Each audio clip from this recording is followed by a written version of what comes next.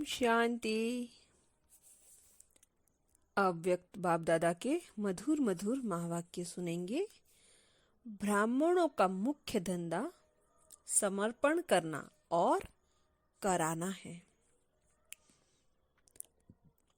अपने जीवन की नैया किसके हवाले की है?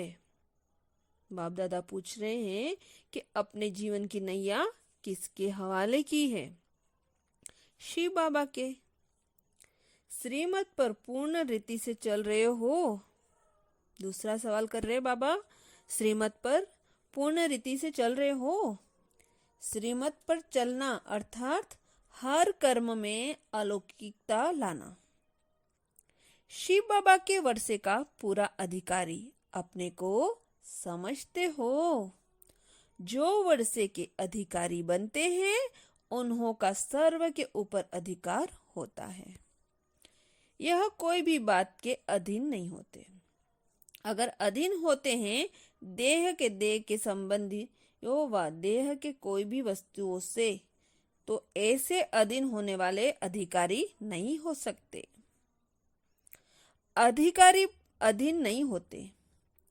सदैव अपने को अधिकारी समझने से कोई भी माया के रूप में अधीन बनने से बच जाएंगे।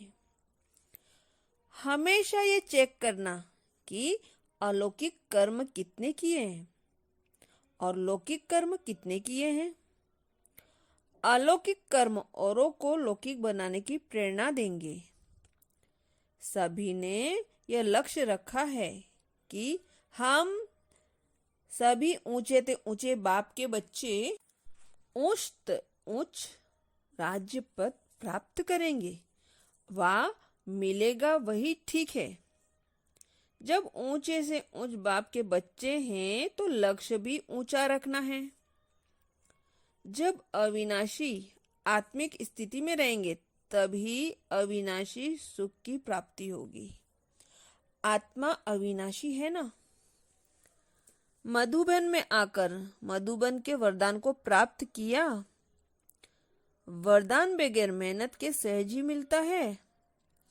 अव्यक्त स्थिति में अव्यक्ति आनंद, अव्यक्त देह, अव्यक्त स्नेह, अव्यक्ति शक्ति, इन सभी को प्राप्ति सहज रीति होती है।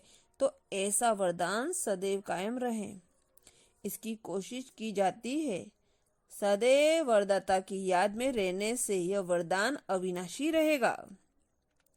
अगर वरदाता को भूलते तो वरदान भी खत्म। इसलिए वरदाता को कभी अलग नहीं करना। वरदाता साथ है तो वरदान भी साथ है।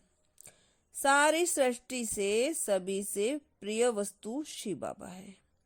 वही है तो उनकी याद भी स्वतः ही रहनी चाहिए। जबकि है ही प्रिय में प्रिय, है ही प्रिय में भी प्रिय।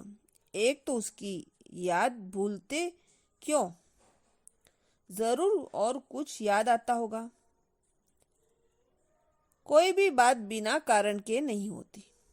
स्मृति का भी कारण है।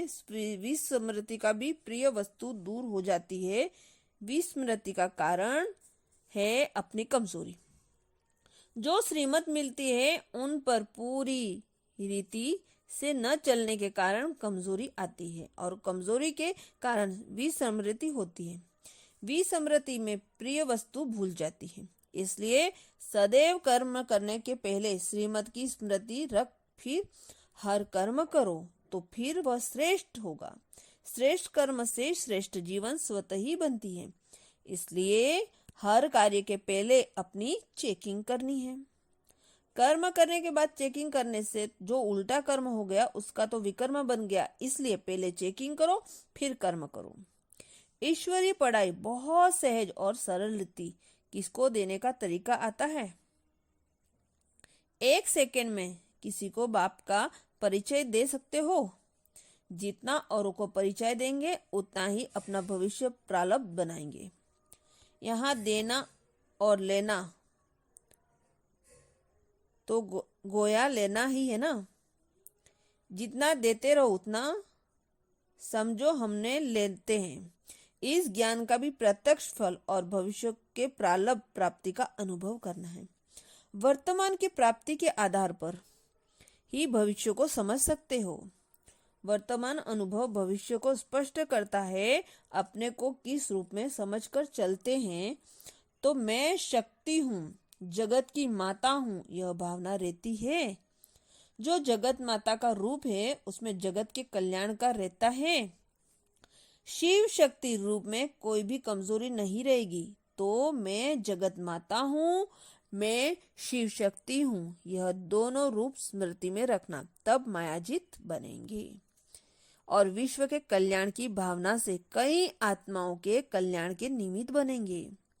नष्ट मोह संबंध से वह अपने शरीर से बने हो। नष्ट मोह की लास्ट स्टेज कहाँ तक है? जितना नष्ट मोह बनेंगे उतना स्मृति रूप बनेंगे। तो स्मृति को याद कायम करने के लिए साधन है नष्ट मोह बनना। नष्ट मोह बनना सहज है, वह मुश्किल है। जब अपने आप को समर्पण कर देंगे तो फिर सभी सहज होगा। अगर समर्पण न करके अपने ऊपर रखते हो तो मुश्किल भासना है। सहज बनाने का मुख्य साधन है समर्पण करना। बाप को जो चाहिए वो करावे। जैसे मिशन होती है उन द्वारा सारा कारखाना चलाता है। मशीन का काम है कारखाने को चलाना, वैसे ही निमित्त चलाने वाला जैसा चलावे हमको चलना है। ऐसा समझने से मुश्किलात नहीं फील होगी। यह स्थिति दिन प्रतिदिन पक्की करनी है। इस मुख्य बात का अटेंशन रखना है। जितना समय आपको समर्पण करते हो बाप के आगे, उतना ही बाप भी आप बच्चों के आगे समर्पण होते हैं। अर्थात जो बाप का खजाना है स्वतः ही उनका बन जाता है। जो गुण अपने में होता है वह किसी को देना मुश्किल क्यों? समर्पण करना और कराना, यही ब्राह्मण का धंधा है। जो है ही ब्राह्मणों का धंधा, तो ब्राह्मणों के सिवाय और कौन जाएंगे? जैसे बाप थोड़े में राजी नहीं होता, बच्चों को भी थोड़े में राजी नहीं होना है। निश्चय की निशानी क्या है? विजय जितना निश्चय युद्ध होगा उतना ही सभी बातों में विजय होंगे। निश्चय बुद्धि की कभी हार नहीं होती। हार होती है तो समझना चाहिए कि निश्चय की कमी। निश्चय बुद्धि विजय रत्नों में से एक है, रत्न है, ऐसे अपने को समझना। विघ्न तो आएंगे, उन्हों को खत्म करने की युक्ति है। सदैव समझो कि यह पेपर है, अपनी स्थिति को परख, यह पेपर कराता है। कोई भी विघ्न आए तो उस पेपर को समझकर पास करना है। बात को नहीं देखना लेकिन पेपर समझना है। पेपर में भिन्न भिन्न क्वेश्चन होते हैं, कभी मनसा का, कभी लोकलाज का,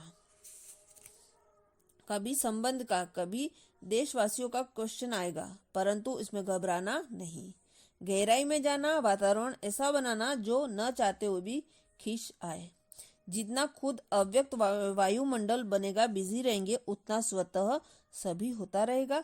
जैसे रास्ते जाते कोई खुशबू आती है तो तिल होती है, जाकर देखे क्या है, वैसे यह व्यक्त खुशबू भी न चाहते हुए खींचेगी। जो लक्ष्य रखा जाता है उसको पूर्ण करने के लिए ऐसे लक्षण भी अपने में भरने हैं।